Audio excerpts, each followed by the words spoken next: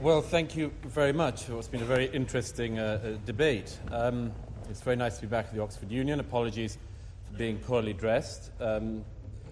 I did have black tie when I was at Oxford, but it's more than 12 years ago now, and I tried on my black tie earlier, and it looks less like a dinner suit than a wetsuit. But notwithstanding my dress, I would like to tackle some of the things that have not been tackled, and answer some of the speeches that have already come from both sides, and to address what I think is an issue we have to take seriously, because it's about our future as a country and a society, and it's, in my opinion, not going to be easy, and it's going to require quite a lot of fairly clear, tough, frank thinking. Let me first of all give you some facts. We have to start this off from the facts. The 2011 census, which was published last year, showed that the number of people living in England and Wales who were born overseas rose by nearly 3 million in the last decade alone. Only 44.9% of London residents now tick the box saying that they are white British, and nearly 3 million people in England and Wales now live in households where not one adult speaks English as their main language. 23 of London's 33 London boroughs, in 23 of those 33 London boroughs, people who identify themselves as white Britons are now in a minority. A spokesman, by the way, for the Office of National Statistics hailed that as diversity, but I can assure you that some of those boroughs are not diverse at all. On the matter of the rate of immigration, let's just clear up something. Nobody on my side, I certainly am not against immigration, and that is not what the motion is about. And you can reinvent it however much you want, but that's not what it's about. It's that there has been too much. And I would say, like I think other speakers have already said, that that too much did not happen in the 50s, or the 60s, or the 70s, or the 80s. It happened under the Labour government in the 1990s and the early 2000s. There is a motif that this country has always been a nation of immigrants. That is not true. It is not true. For most of this country's history, there was a very homogeneous group of people on these islands. And the idea that what is happening now is what has always happened is simply a fib, and you have to look to this. The Huguenots are always given as an example, a very good example, and a group that 50,000 Huguenots came to this country in the period of the 1680s onwards. Now, 50,000 Huguenots over the period of years was equal to about 2 months of immigration in the 1990s. 50,000 was about 2 months. The Ugandan Asians expelled by Idi Amin, which this country, I think, rightly took in, numbered 30,000 people. 30,000 people by the late 1990s was 6 weeks of immigration.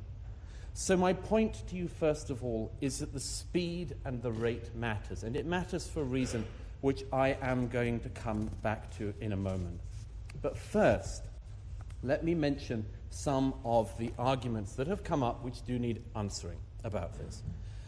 The first is the inevitable argument that the reason why we need mass immigration and have needed it is because there are jobs that British people will not do, and we need to import people to do those jobs. Let me say to you as frankly as it is possible to say, that is one of the most racist arguments you can hear. It suggests that there are jobs which British people not only don't want to do, but shouldn't do, don't have to do. We don't have to even encourage them to do. Please, you've had your go. We don't even need to encourage them to do. But we will go around the rest of the world and hoover up people who are willing to work for nothing because it provides us with cheap nannies and cheap waiters in restaurants and so on. I think it's a lamentable argument. The second argument you can hear, and we had it already tonight, is the argument about the hoovering up, as I would put it, of the other end, as it were, of the economic spectrum, that it is the best idea possible that we will travel around the world and hoover up nurses and doctors in Africa and across other regions of the world, that we can take people from the third world who the third world has superbly educated and make sure they benefit us. Again, I think a lamentable argument. Look, the argument on immigration often comes down to net benefits. Is it an economic net benefit or an economic problem? You can, incidentally, on the material in this, find pretty much a 50-50 divide. About 50% of the studies say that there's a huge impact positively for the country. About the other 50% say the opposite. And by the way, that even goes, Lord Singh, to the study you cited. You cited the UCL study. That same study found that between 1995 and 2011, migrants in the UK received £95 billion more in services and benefits than they contributed in taxes. That's the same study that you cited. Another one that we get told, and we got it from someone on the floor, we need immigrants because they're going to pay our pensions. Ladies and gentlemen, whoever the gentleman is, let me tell you something, a shocking fact. Immigrants get old as well. An amazing fact. Which means that if you have that model, every single year you need to import more and more immigrants because you need to support that. It's known as the pyramid or migration model, and it doesn't work either. Well, Douglas Murray is pretty much laying out the facts in the case for slowing down or curbing immigration at this debate at the Oxford Union. And look, folks, as Douglas was saying, he and other people on his side of the aisle, they're not saying that immigration needs to be stopped. They're not saying that immigration doesn't have some type of a positive impact on the country that we're talking about, Great Britain, or any other country for that matter. All that Douglas Murray is saying is that when you have that type of immigration flow, the type of numbers that are occurring, the same thing is happening right now, folks, in the United States of America on our southern border. We are getting tens of thousands of people every single day, and they're being shipped to all over. The only difference between England and the United States is that the vast nature of landmass that obviously we have in America. Now, the problem, although, here in the United States is that most of those illegals that are crossing the border are being shipped to the most congested cities that we already have. In other words, almost building up those type of immigrant centers, so to speak, what they're calling sanctuary cities, that's happening in Leeds, in Birmingham, in London, in those places where immigrants from all different backgrounds, countries, ethnicities, heritage, creed, color, religion, all that are basically being, that's where they're going because either they have family members there from previous, illegal aliens, or family members that might have been here and now have got green cards or citizenship. So that's happening over here, and the same thing is occurring in Great Britain. And so where are the most of these illegals or even the legal migrants coming and going to? They're going to those areas that are already saturated with people from their own countries. They're not moving out of the countryside. They're not moving into the upper suburbs of London or the really nice areas. And then Douglas was talking about the fact that, it's not that they use the excuse that we need the migrants because British people aren't going to do some jobs. It's the same thing they say here in the United States of America. Very racist argument. Or the other thing, the brain drain. Oh, we're going to scoop up everybody from, that's got a great education, PhD, medical doctors, lawyers, engineers, and we're going to bring them over here and they're going to help the British people. Folks, that's just not how it works. You're just not going to be able to accumulate that many people out there. And then if you want to do something like that, that would be a way of doing it with meritocracy, to have a point system and say, here's what we sort of need. What do we need? Oh, we're short nurses. Okay, you know what? Let's take a look on merit around the world. You need doctors, do the same thing, engineers, lawyers, teachers, whatever it is. But first, do it within your own country to find those people that can fill that position. When you find out that the amount of whatever job, let's say, situation is in peril, and you find out that this section of the economy does not have the labor force needed within the country, then look outward. Anyways, let's get back to Douglas at the Oxford Union as he continues his debate. One of the strange things about having this debate is this. Everyone thinks that they have to tiptoe. I'm sure you're nervous about walking through the proposition lobby tonight. I'm sure you are, because this is issue which is fervid and fetid in all sorts of ways. But one of the oddities about this is that there is complete political unanimity on this side of the House. Complete political unanimity. Jack Straw, who was one of the Labour ministers who presided over that catastrophic period of too fast immigration, now says, he said it in November of last year, that it was a spectacular mistake. That's his words, a spectacular mistake. David Miliband, now Labour leader, says that at the next general election... Ed. Very easily done. Apologies. Ed Miliband, now Labour leader, says that if he wins the next general election, which he could, he will bring net immigration down because he realizes his party got this wrong. He said in September of last year, I want to get overall immigration down. David Cameron, Nadim's party leader, the man who would be properly Prime Minister, perhaps in 2015, said in his speech last year, on 25th of March, he said, contra, Nadim, to your argument, quote, under the previous government, immigration was far too high and the system was badly out of control. Net migration needs to come down radically.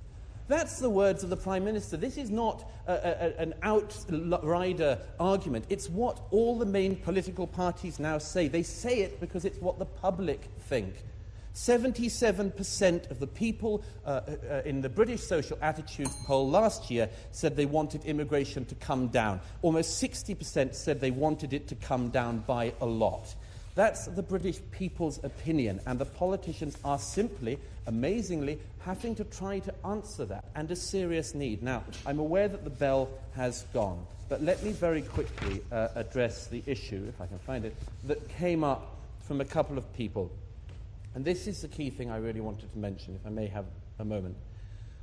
This issue of our values. I hate hearing this, we don't know who we are, because quite often it leads to the thing of, we're not anything. Britain isn't anything, Britain never existed, it's not an identity, and so on. One of the reasons you hear that is because it is an attempt, I think an honest and a decent attempt by people to answer a real question. When you have migration at the rate this country has had it in recent years, you have to expand and water down your definition of what you are because you have people coming in so fast that what would have been your definitions of yourself stop holding. If you asked somebody 50 years ago, what is Britishness? What are British values? They would have said it very clearly. They are epitomized in a set of historic institutions, in the institutions of Parliament, in the institutions of trial by jury and the high courts, in the great schools and universities. They would have said the monarchy, they would have said the Church of England. Why is it now that we have this big, endless debate? Who are we? What are we? It's because we want to welcome people, but it's happened so fast, we have to end up doing things like saying Britishness is about fair play or being nice to people. Everyone wants to be nice to people. Very few people would say our identity as a country is being mean to people. But we water it down because it's what we think we have to do, and in a way we're right. In a way we're right, because it has become very difficult to say what Britishness is or can be or should be for people when immigration happens at this kind of rate. I would submit, ladies and gentlemen, this is something which in your lifetime and mine is going to be a colossal issue. Migration does bring all sorts of benefits. When it comes at this sort of rate, I would argue it also brings some very negative things as well. And one of the things that is that people of this country, including many, many immigrants, and I'll finish on this, many immigrants, including first and second generation immigrants now say, there is a problem with the speed of immigration because it changes the country. It is all very well to say that we are open to people who share our values. But if our values water down and the people who come here come at the rate they have, it is not surprising that we will end up arguing for immigration as an economic thing, because we will be giving up our culture, we will be giving up our identity, and we will be saying what some people now do say, which is that the peoples of Britain and Europe have lost their place in the world. I think it is right for people to have a place they call home, an identity that they're proud of. I think it for all people around the world, and I think it for the people of this country. And I hope tonight you can vote to say you think that too. Thank you. And Douglas Murray finishing off his speech to a thunderous applause there at the Oxford Union. The only thing I want to add is that Douglas was talking about that as the amount of immigration continues to grow, and the amount of immigration, whether legal or illegal, asylum seekers, refugees, migrants, whatever they are, however you want to classify them, continues to increase. He was talking about the watering down of society, especially when it comes in at such a rapid pace. But then he was saying that it's almost apologetically that some people might, the watering down of values of what it is to be British, or here what it means to be an American on our side of the pond. I don't think that should matter one bit, regardless of what happens. I think it should be even pronounced with even more fervor, with even more zeal, with more zest to talk about what it is to be British. Because the people that are coming into your country need to know that. Now, how they need to know that, that's going to come through education, that's going to come into having their place in the world, but that's not going to happen right away, but hopefully through generations, but that needs to be taught somehow. That's a conundrum. How do you get that Britishness value? How do you get that American exceptionalism, patriotism for country? How do you instill that into the immigrants, whether they're legal or illegal? Because what we're seeing right now on both sides of the pond in many other countries, but specifically in Britain and the United States, is that there are a lot of people that have been born and raised here many, many generations, Democrats, leftists, progressives, that don't like or hate this country for what it stands for. So, if we expect immigrants, illegal or illegal or whatever classification you want to call them, to have love of country, have love of ideals, well, what can we say about our own that basically resist those ideals, resist those values? It is something to think about. Folks, we appreciate you taking the time to watch. You've been watching the Dr. Nasir Shaikh Show. I've been your host. My name is Dr. Nasir, and if you haven't done so already and you love our content, we'd love for you to subscribe to the channel. You know what to do. Hit that notification bell, like, share, and follow us. Check out our links to other videos here and below.